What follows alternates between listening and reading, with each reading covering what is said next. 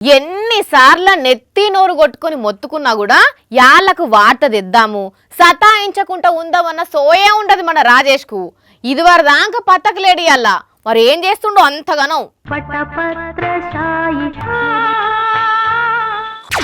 వారిని ఒక దిక్కు నేను వార్త ఏం చెప్తాడని టెన్షన్ పడుతుంటే ఈడు లాలి పాటలు వాడుకుంటా పంటున్నాడు చూడుండ్రి. సిగ్గులేదు గింత కూడా. ఓ వారి లే,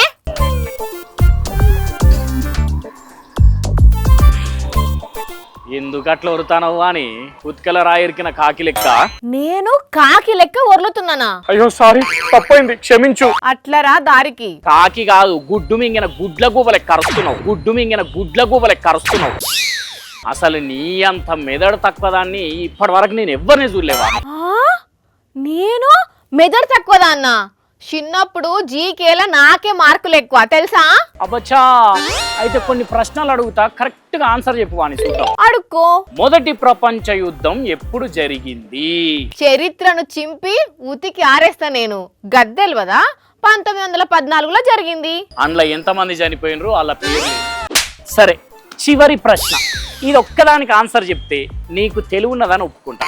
హిట్లర్ ఎప్పుడు? ఆపుతావా ఇక నీ సోది సోటారం ప్రశ్నలన్నీ? పండుకొని ప్రశ్నలు అడుగుతున్నావేందో? లేముందో ఇదంతా కలనా? కలలేదు తొక్కలేదు. పండుకొని లెమ్మంటే లేవకుండా కళ్ళు మూసుకునే మాట్లాడుతున్నావు అప్పటి నుండి. కళ్ళు మూసుకునే మాట్లాడినా? అదేంది, నువ్వు లెమ్మనంగానే లేచినా కదా నేను ఆడ కూర్చొని మాట్లాడినా కాదా? అంటే రాజాసాబ్ సినిమా లెక్క అంతా ఊహించుకున్నానా ఏంది నేను? అంటే నాతో మాట్లాడిందంతా కళ అనుకుంటున్నావా? చూసినావా అని నిద్రలో కూడా నీతో మాట్లాడినట్టే అనిపిస్తున్నది నాకు. కర్మ, నువ్వు చేయబట్టి ప్రశాంతంగా నిద్ర కూడా పోలేకపోతున్నా నేను. నా వల్లనా? నేనేం చేసినా? నువ్వే ఇదివరకు దాకా వార్త లేకుండా పండి ఇంకా నన్ను అంటున్నావా? వార్త తెచ్చుడు కాదు ఇప్పటి నుంచి, అందుకే పనే ఉన్నదని చక్కగా వండుకున్నా. ఎందుకు కాదురా? ఎందుకు కాదు? ఎందుకంటే నీకు వార్త పంపితే నేను గవర్నమెంట్ కు ట్యాక్స్ కట్టాల్సి వస్తుంది కాబట్టి. గవర్నమెంట్ కు ట్యాక్స్ కట్టాల్సి వస్తుందా? అదేంది? మొబైల్ ఫోన్ లో 1 GB డాటా కంటే ఎక్కువ వాడేటోళ్లకు రూపాయి ఫైన్ వేస్తుందట కేంద్రం సర్కారు. తెలియదా నీకు? తెలుసు.